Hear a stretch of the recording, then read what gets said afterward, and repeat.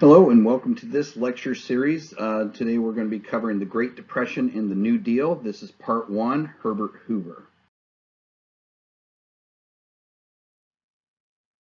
Now, Herbert Hoover is kind of a misunderstood president because often when we look at the Great Depression, we have a tendency to lump all the blame onto him.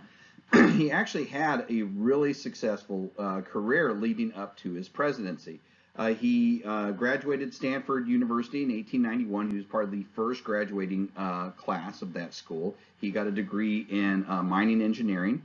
Right, he married his girlfriend that he had met there at Stanford and moved to China in after college, and was actually in China in 1900 during the Boxer Rebellion.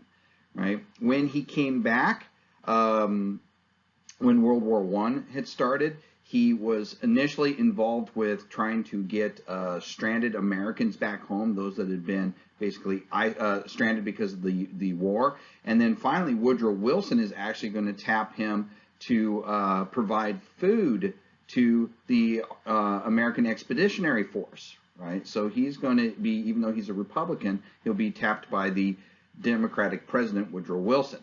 Right, so quite a successful background, right? He's a problem solver. That's what he's known for, solving problems.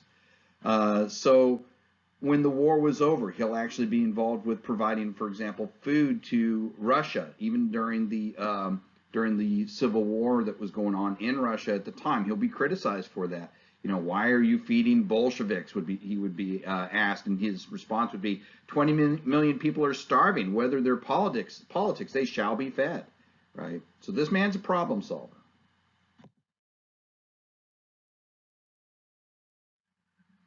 So we see this problem-solving ability of his as we go forward. He's going to be the Commerce Secretary for both Harding and Coolidge. And in 1927, during the Coolidge administration, we're actually going to have a major flood of the Mississippi River.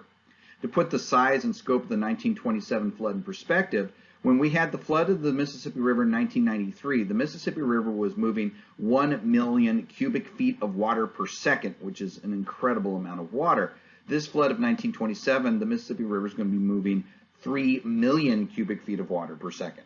All right, so you're going to have entire towns inundated. You're going to have 700,000 people rendered unemployed, 300,000 refugees. And Calvin Coolidge is going to ask Herbert Hoover to solve this problem. He's going to coordinate with the Red Cross. He is going to make makeshift tent cities for these people to live in. He's going to make sure that everybody has food, everybody has medical care, right? So when Calvin Coolidge steps away from the presidency in the election of 1928, Herbert Hoover is just the logical choice to continue on Coolidge prosperity. And this election is a landslide. The Democrats are going to run Al Smith. He finally gets his chance to try and grab the presidency. Al Smith doesn't even win his home state of New York. Herbert Hoover wins everything except the strongly Democratic Deep South and the states of Massachusetts and Rhode Island. Outside of that, he collects every other state. He's going to get 444 electoral votes. He's going to get 21 million of the popular vote. Right? You can see that everybody's interested in continuing Coolidge prosperity, which is exactly what they expect is going to happen under Herbert Hoover. Unfortunately, what they don't know is that this whole house of cards is about to come tumbling down.